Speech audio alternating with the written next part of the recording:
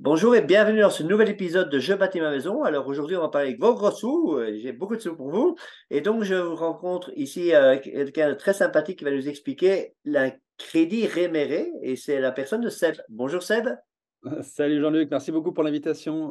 Écoute, ouais, on parlait beaucoup un temps de réméré, alors pas tant de crédit. Crédit, il faut faire attention parce qu'on est investisseur et non pas financeur. On n'est pas une banque, tu vois, donc on parle plutôt de réméré et ça s'appelle maintenant de plus en plus la vente avec faculté de rachat.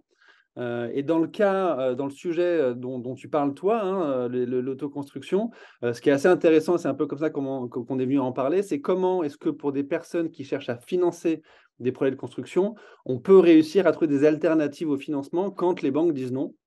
Comment est-ce qu'on fait pour financer un projet Ouais, d'autoconstruction? parce que moi, j'étais voir mon banquier et je lui dis, bah, écoute, j'ai une maison à Paris, je peux la vendre, c'est pas un problème, mais voilà, je voudrais quand même continuer à vivre un peu dedans. Et d'un côté, je vais autoconstruire. Quand j'ai dit autoconstruire, il a déjà eu peur et mal à la tête. Du coup, j'ai pris une boîte de Dafalgan avec moi, on ne sait jamais, mais ça n'a pas marché. Et Bah voilà, écoute. du coup, ben, je vais te voir toi parce que je n'ai pas d'autre solution.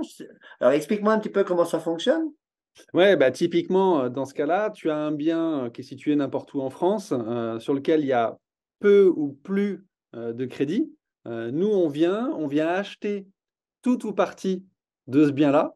Le fait d'acheter, eh ben, on va libérer de l'argent que tu peux utiliser pour faire n'importe quoi, financer un projet d'autoconstruction ou un voyage ou des études, mais dans ce cas-là, un projet d'autoconstruction.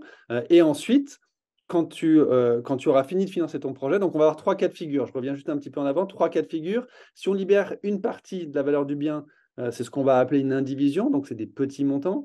Si on libère un maximum, mais que la personne qui monétise son bien, donc qui cherche à libérer de l'argent, veut garder la faculté de racheter son bien, donc on tombe dans ce qu'on appelle le réméré, la vente avec faculté de rachat. Donc je vends mon bien, mais je me donne la possibilité de le racheter à un moment donné.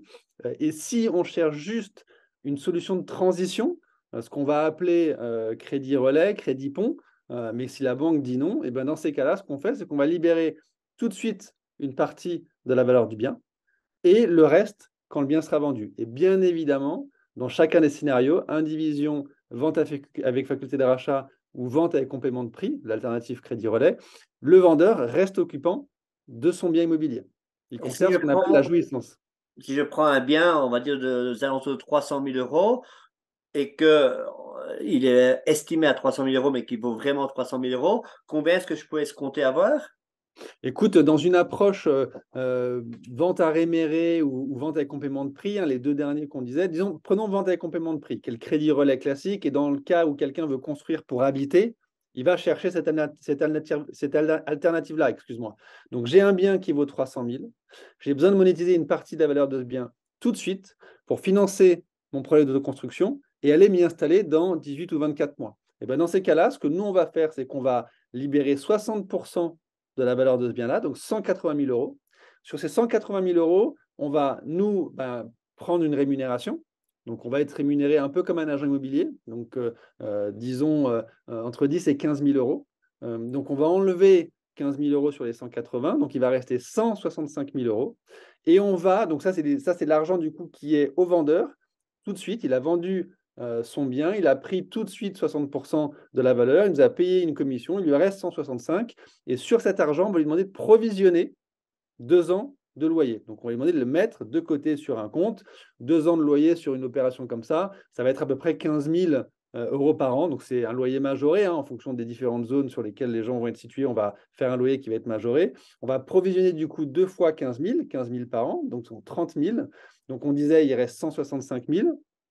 On provisionne 30 000. Ces 30 000 provisionnés sont toujours au vendeur, mais ils sont provisionnés. Et donc, ça veut dire qu'en disponible vendeur, il va rester 135 à aller investir sur le nouveau projet.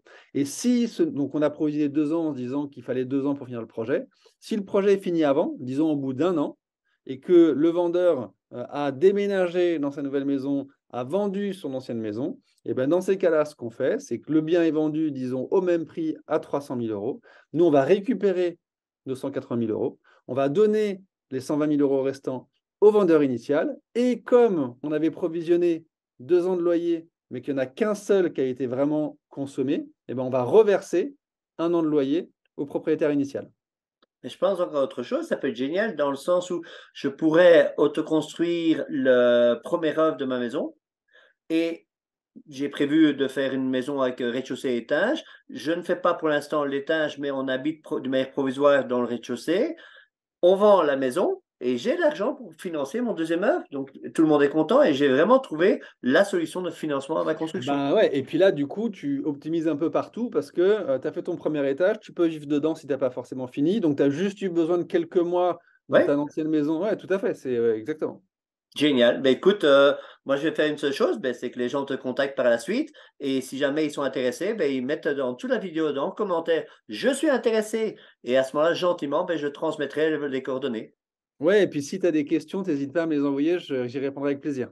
Super. Eh ben, qu'à tout grand plaisir et merci en tout cas de nous avoir participé à ça parce que franchement, l'autoconstructeur, c'est la galère de trouver des financements. Et voilà, ben, au moins là, on a trouvé une source de financement, pas par un banquier, mais par un investisseur.